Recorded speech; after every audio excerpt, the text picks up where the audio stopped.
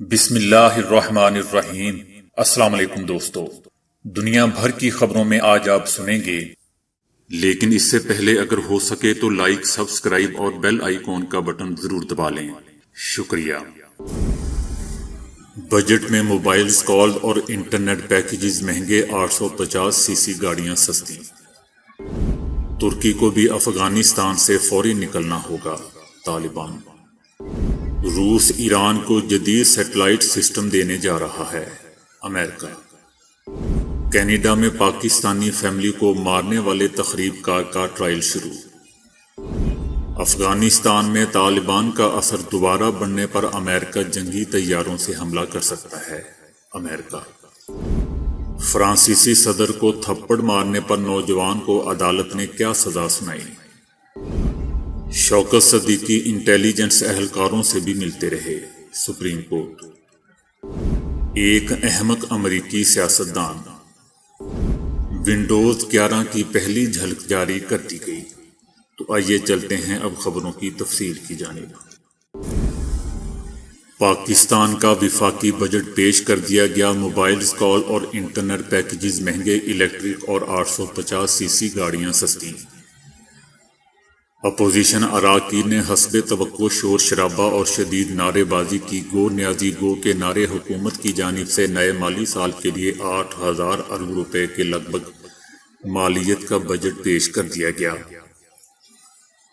وزیر خزانہ شوکت طرین نے بجٹ تقریر کا آغاز کیا ہی تھا کہ اپوزیشن اراکین نے شور شرابہ شروع کر دیا اور نشستوں پر کھڑے ہو کر احتجاج کرنے اور ڈسک بجانے لگے، جس کی وجہ سے اتنا شور ہوا کہ ایوان میں کان پڑی آواز سنائی نہیں دے رہی تھی۔ صورتحال اس قدر خراب ہوئی کہ ایک موقع پر تو اسپیکر کو خواتین اپوزیشن ارکان کو حکومتی بینچز سے ہٹانے کے لیے سارجنٹ کو طلب کرنا پڑا۔ وزیر خزانہ شوکت طرین نے کہا کہ سابق حکومت نے قرض لے کر زر مبادلہ کے ذخائر بڑھائے، لیکن موجودہ حکومت ملک کو ترقی کی راہ پر ڈالنے میں کامیاب ہوئی ہے۔ انہوں نے کہا کہ قبرستان میں کھڑے ہو کر مردے اکھاڑنے سے بہتر ہے کہ باہر نکل کر قوم کو روشنی کی طرف لے جایا جائے۔ موبائل فونز اور ٹائروں کی درآمد پر ریگولیٹری ڈیوٹی بڑھائی جا رہی ہے۔ ہر شہری گھرانے کو کاروبار کے لیے 5 لاکھ روپے تک بلا سود قرضے دیں گے۔ ہر کاشتکار کو ہر فصل کی کاشت کے لیے 1.5 لاکھ روپے بلا سود قرضے دیں گے۔ ٹریکٹرز اور مشینی امداد کے لیے 2 لاکھ روپے تک بلا سود قرضے دیں گے۔ کم لاگت گھروں کی تعمیر کے لیے 20 لاکھ روپے تک سستے قرضے۔ ہر گھرانے کو صحت کارڈ دیا جائے گا۔ الیکٹرک گاڑیوں کی مقامی مینوفیکچرنگ کے لیے کٹس کی درآمد پر ٹیکس چھوٹ دی جائے گی۔ سرکاری اور ریٹائرڈ ملازمین کی تنخواہوں میں 10% اضافہ کیا جا رہا ہے۔ کم سے کم اجرت بڑھا کر 20,000 روپے ماہانہ کی جا رہی ہے۔ طالبان نے کہا ہے کہ ترکی کو بھی دوحہ معاہدے کے تحت افغانستان سے اپنی فوجیں نکالنی ہوں گی۔ ترکی کو بھی افغانستان چھوڑنا ہوگا کیونکہ وہ نیٹو کا رکن رہا ہے۔ ترکی گزشتہ 20 سالوں میں نیٹو افواج کا حصہ تھا، لہذا انہیں 29 فروری 2020 کو امریکہ کے ساتھ طے پانے والے معاہدے کی بنیاد پر افغانستان سے جانا ہوگا۔ ان کا کہنا تھا کہ ترکی ایک بہت بڑا اسلامی ملک ہے، افغانستان کے ساتھ اس کے تاریخی تعلقات رہے ہیں۔ ہم امید کرتے ہیں کہ مستقبل میں بھی ان کے ساتھ قریبی اور اچھے تعلقات ہوں گے، کیونکہ مستقبل میں افغانستان میں ایک نئی اسلامی حکومت قائم ہوگی۔ ترکی نے فوری طور پر اس رد عمل میں کوئی جواب نہیں دیا ہے۔ امریکی صدر جو بائیڈن نے اعلان کیا تھا کہ وہ افغانستان سے 11 ستمبر 2021 تک اپنی تمام اہلکاروں کو نکال لیں گے، جس کا سلسلہ مرحلہ وار جاری ہے۔ گزشتہ ماہ کے اختتام تک 44% امریکی اور اتحادی افواج افغانستان سے نکل گئی تھی۔ امریکہ جلد افغانستان کا بگرام اڈہ افغان فورسز کے حوالے کر دے گا، جو امریکی اور نیٹو اہلکاروں کے زیر استعمال رہنے والا سب سے بڑا فوجی اڈہ ہے، جو 1980 کی دہائی میں سابق سوویت یونین نے تعمیر کیا تھا۔ اس کے علاوہ 6 عسکری تنصیبات پہلے ہی افغان وزارت دفاع کے حوالے امریکہ کر چکا ہے۔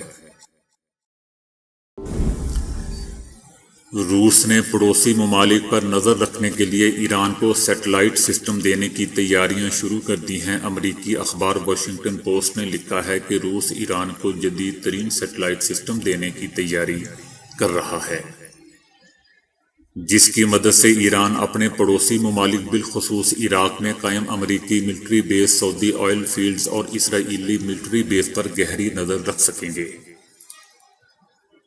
مشرق وسطیٰ کے حالات پر نظر رکھنے والے سابق اور موجودہ امریکی حکام کا کہنا ہے کہ روسی ساختہ سیٹلائٹ میں انتہائی جدید ہائی ریزولوشن کیمراز لگے ہوئے ہوں گے، جس کے استعمال سے ایران کی جاسوسی کی صلاحیتوں میں بے پناہ اضافہ ہوگا، جبکہ ممکنہ طور پر اس کی منتقلی 1 مہینے کے اندر ممکن ہے۔ دوستو، یاد رہے کہ ایرانی کمانڈر 2018 سے متعدد بار سیٹلائٹ معاہدے کو حتمی شکل دینے کے لیے روس کا دورہ کر چکے ہیں، جبکہ چند روز قبل روسی ماہرین نے بھی ایرانی عملے کو تربیت دینے کے لیے ایران کا دورہ کیا تھا۔ کینیڈا میں پاکستانی فیملی کو کچلنے والے تخریب کار کا ٹرائل شروع ہو چکا ہے، جس کو ویڈیو لنک کے ذریعے عدالت میں پیش کیا گیا۔ ملزم اونٹاریو میں ایک فارم پر ملازم تھا اور 6 ماہ قبل اونٹاریو کے شہر لندن منتقل ہوا تھا۔ اس پر 4 افراد کو مارنے کا الزام عائد کیا گیا ہے۔ عدالت نے مقدمے کی کارروائی کی نشر و اشاعت پر پابندی عائد کر رکھی ہے۔ دوسری جانب ان شہید پاکستانی افراد کی نماز جنازہ ہفتے کو اونٹاریو میں ادا کی جائے گی، جس کے بعد تدفین مقامی قبرستان میں ہوگی۔ کینیڈین پولیس کے مطابق واقعہ مذہبی نفرت پر مبنی ہے۔ حملہ آور نے جان بوجھ کر پاکستانی خاندان کو نشانہ بنایا۔ خاندان کو ٹرک سے روندنے والا 20 سالہ تخریب کار مذہبی تعصب کا شکار تھا۔ کینیڈا میں اس سے پہلے بھی مسلمانوں کے خلاف ایسی کارروائی ہو چکی ہے، جب 2017 میں کیوبک میں مسجد کے 4 ارکان کو گولیوں کا نشانہ بنایا تھا۔ امریکی اخبار نیو یارک ٹائمز لکھتا ہے کہ امریکہ افغانستان میں طالبان کے اثر و رسوخ بڑھنے پر ڈرون یا طیاروں سے حملہ آور ہو سکتا ہے۔ افغانستان میں غیر معمولی بحران اور طالبان کے اثر و رسوخ کے پیش نظر امریکہ افغان دارالحکومت کابل میں اپنے طیارے بھیج سکتا ہے۔ حکام کا کہنا ہے کہ افغانستان میں فوجی اڈے چھوڑنے کے بعد امریکہ کو طویل عرصے تک طالبان کے حملے روکنے میں مشکلات کا سامنا ہوگا۔ اس کے لیے خلیج فارس میں قائم امریکی فوجی اڈے کردار ادا کر سکتے ہیں۔ امریکہ مستقبل میں اس وقت افغانستان میں آپریشن کے تحت حملہ کرے گا جب اس سے امریکہ کو براہ راست کوئی خطرہ محسوس ہوگا۔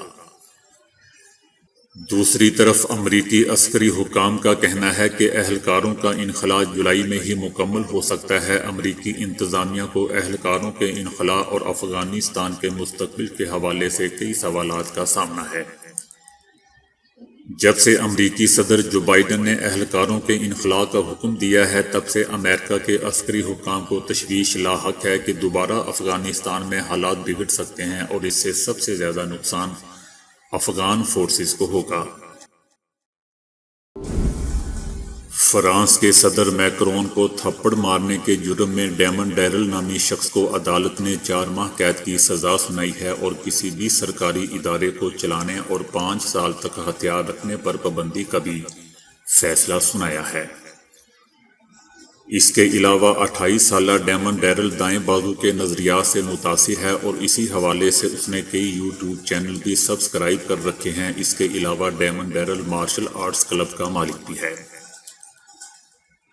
جہاں وہ لوگوں کو مارشل آرٹس کی تربیت دیتا ہے اور تلوار بازی کا بھی مداح ہے۔ دوستو، یاد رہے کہ یہ واقعہ جنوبی فرانس کے علاقے ڈرون پہنچنے پر پیش آیا تھا، جہاں فرانسیسی صدر بیریر کے پیچھے موجود شہریوں سے ملاقات کر رہے تھے کہ اسی دوران استقبال کے لیے موجود شہری نے ان کے چہرے پر ایسا تھپڑ مارا جس کی گونج نہ صرف فرانس کی پارلیمنٹ میں سنائی دی بلکہ پوری دنیا میں بھی اس کے آفٹر شاکس محسوس کیے گئے۔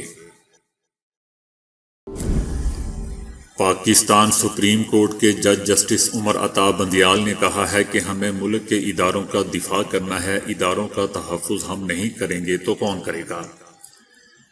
جسٹس عمر عطا بندیال کی سربراہی میں سپریم کورٹ کے 5 رکنی لارجر بینچ نے سابق جج شوکت عزیز صدیقی برطرفی کیس کی سماعت کی۔ شوکت عزیز کے وکیل حامد خان نے کہا کہ یہ کیس صدر نے نہیں بھیجا تھا، سپریم جوڈیشل کونسل نے خود نوٹس لے کر شو کاز نوٹس اور ان کے جوابات کی بنیاد پر جج شوکت عزیز کو برطرف کر دیا۔ جسٹس عمر عطا بندیال نے کہا کہ وقت قلیل ہے، اتنی تفصیل میں مت جائیں، اس تقریر کا ہونا، اس کا متن، اس کے حقائق سب معلوم ہیں۔ آپ نے تقریر میں اپنا بغض نکال دیا، آپ نے لوگوں کے بارے میں شکایتیں کرنے کے لیے پبلک فورم چنا، ہمیں ملک کے اداروں کا دفاع کرنا ہے۔ ادارے پر حملے کی صورت میں شکایت کے لیے اندرونی طریقہ کار موجود تھا، یہ نئی روش شروع ہوئی ہے کہ سب کچھ ٹی وی پر آ کر پبلک کر دیں۔ جسٹس اعجاز الاحسن نے کہا کہ آپ صرف 2 سوالوں کے جواب دیں، کیا یہ تقریر جج کے کوڈ آف کنڈکٹ کی خلاف ورزی تھی یا نہیں؟ ہمیں یہ بھی سمجھا دیں کہ کونسل کو مزید انکوائری کی ضرورت تھی یا نہیں۔ وکیل حامد خان نے کہا کہ سپریم جوڈیشل کونسل میں اوپن ٹرائل کی درخواست تھی جو مسترد کر دی گئی۔ انکوائری ہونا چاہیے تھی تاکہ سچ سامنے آ جاتا۔ جسٹس سجاد علی شاہ نے کہا کہ شوکت عزیز صدیقی نے جو کہا سچ تھا، تو کیا انہیں عدلیہ کے اندر معاملہ حل نہیں کرنا چاہیے تھا؟ شوکت عزیز صدیقی کا مداخلت کے لیے پبلک فورم کا استعمال غلط تھا، وہ چوری سے انٹیلی جنس اداروں کے اہلکاروں سے بھی ملتے رہے۔ ایک سابق امریکی وکیل اور ریپبلکن جماعت کے موجودہ رکن کانگریس لوئی گورمرٹ کو ان کی مضحکہ خیز باتوں پر سب سے احمق سیاستدان کا خطاب دیا جاتا ہے۔ حال ہی میں انہوں نے ایک اجلاس میں امریکی محکمہ جنگلات سے کہا کہ سورج سے پھوٹنے والی آتشیں لپٹیں زمین پر آب و ہوا کی تبدیلیوں کی وجہ بن رہی ہیں، اور اگر زمین یا چاند کا مدار معمولی سا بدل دیا جائے تو زمین محفوظ رہے گی۔ ناسا کے سابق سربراہ نے مجھے بتایا کہ چاند اور زمین کا مدار سورج کے لحاظ سے معمولی سا تبدیل ہوا ہے، جس سے شمسی شعلے یعنی فلیئرز بڑھ گئے ہیں۔ تو کیا محکمہ جنگلات اور زمین کا حساب کتاب رکھنے والے ادارے چاند یا زمینی مدار کو کچھ تبدیل کر سکتے ہیں؟ اس سے زمین پر اچھے اثرات مرتب ہوں گے۔ جیسے ہی انہوں نے اپنی بات ختم کی، اجلاس میں کافی دیر تک خاموشی چھائی رہی۔ دوسری جانب ان کے اس بیان کو مضحکہ خیز قرار دیا جا رہا ہے۔ اس سے پہلے وہ کہہ چکے ہیں کہ ہمیں جلد ہی زمین کو چھوڑنا ہوگا۔ وہ یہ بھی کہہ چکے ہیں کہ کئی ممالک کی خواتین امریکہ آ کر بچوں کو جنم دیتی ہیں تاکہ انہیں امریکی سرزمین پر ہی تخریب کار بنایا جا سکے۔ مائیکروسافٹ کے اگلے اور جدید ترین آپریٹنگ سسٹم ونڈوز 11 کی پہلی جھلک جاری کر دی گئی ہے۔ یہ ویڈیو ٹھیک 11 منٹ کی ہے، جس میں مختلف ونڈوز آپریٹنگ سسٹم شروع ہونے کی موسیقی انتہائی سلو موشن میں سنی جا سکتی ہے۔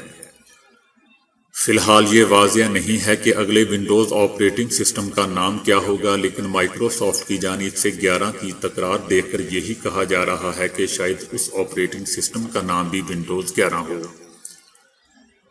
یہ بات اس لیے بھی کہی جا رہی ہے کیونکہ ونڈوز کے حوالے سے مائیکروسافٹ نے اپنی تقریب 24 جون کو امریکی وقت کے مطابق دوپہر 11 بجے منعقد کرنے کا اعلان کیا ہے۔ یہی نہیں بلکہ اس ویڈیو میں کھڑکی سے فرش پر پڑنے والا عکس 11 کی طرح دکھائی دے رہا ہے۔ اس میں بیٹری کے استعمال سے متعلق بھی ایک فیچر ہوگا جو یہ بتائے گا کہ کون سی ایپلیکیشن کتنی بیٹری استعمال کر رہی ہے۔ نئی ونڈوز میں اینڈرائیڈ ایپس بھی دستیاب ہوں گی جنہیں مائیکروسافٹ اسٹور سے ڈاؤن لوڈ کیا جا سکے گا۔ ونڈوز 11 کب دستیاب ہوگی اس بارے میں بھی فی الحال کچھ نہیں پتا، لیکن اندازہ ہے کہ شاید اس سال کی آخری سماہی میں عوام کے لیے دستیاب کر دی جائے۔ تو دوستو آج کے لیے اتنا ہی۔ ویڈیو کو لائک اور شیئر کرنے کا بہت بہت شکریہ۔